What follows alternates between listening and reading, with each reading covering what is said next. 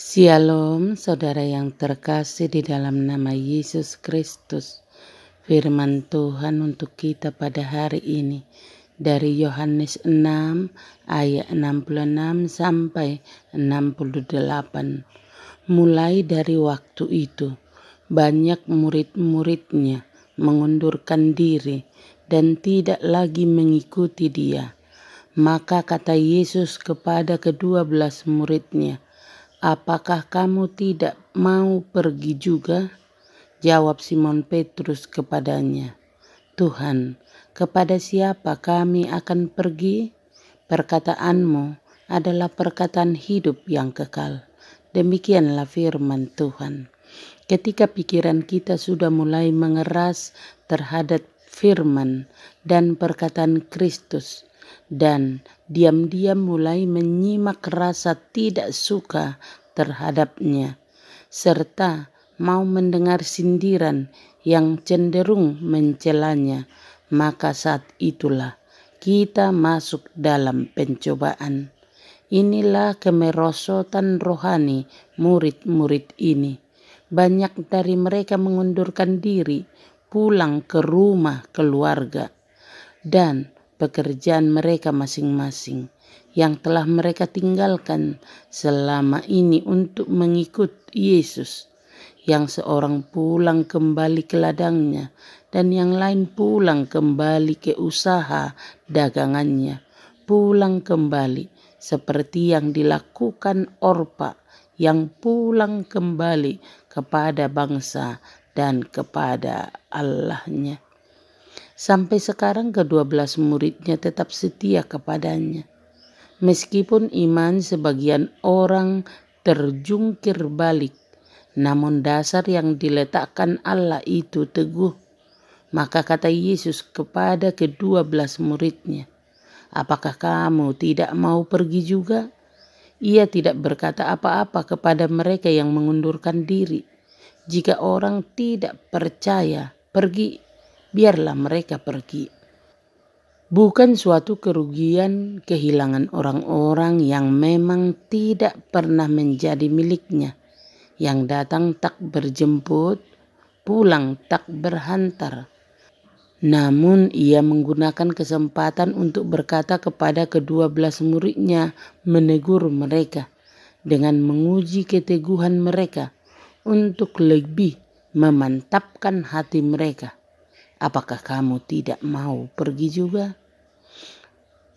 Perhatikanlah, Kristus tidak akan pernah menahan seorang pun bersamanya jika itu tidak sesuai dengan keinginan mereka sendiri. Prajurit-prajuritnya adalah sukarelawan, bukan prajurit paksaan.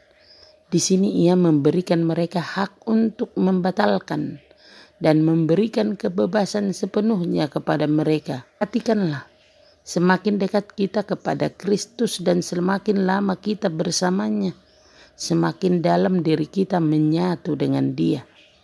Kristus mengajukan perkataan ini kepada mereka, sama seperti Yosua memberikan kebebasan kepada orang Israel untuk menemukan pilihan mereka kepada siapa mereka akan beribadah dengan maksud mendapat janji mereka untuk mengikuti Dia.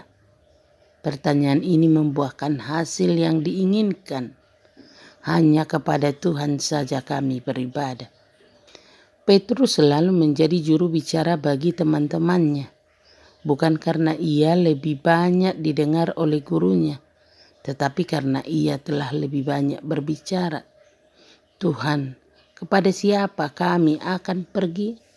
Adakah kami pergi kepada ahli-ahli Taurat dan orang-orang Farisi dan duduk di kaki mereka untuk belajar? Kebaikan apa yang dapat kami peroleh dari mereka yang telah mengabaikan perintah Allah untuk berpegang pada adat istiadat mereka? Adakah kami akan pergi kepada Musa? Ia akan menyuruh kami kembali kepadamu. Dapatkah kita menemukan yang lebih baik daripada Kristus?" Karena itulah Petrus menjawab, "Perkataanmu adalah perkataan hidup yang kekal." Mereka tidak mengerti sepenuhnya perkataan Kristus karena ajaran tentang salib masih menjadi teka-teki bagi mereka. Namun secara umum mereka merasa puas bahwa ia memiliki perkataan hidup yang kekal. Meskipun kita tidak dapat memahami setiap rahasia dan setiap ketidakjelasan dalam ajaran Kristus dalam pikiran kita, namun secara umum kita tahu bahwa perkataan itu adalah hidup yang kekal. Karena itu kita harus hidup dan mati oleh perkataan ajarannya.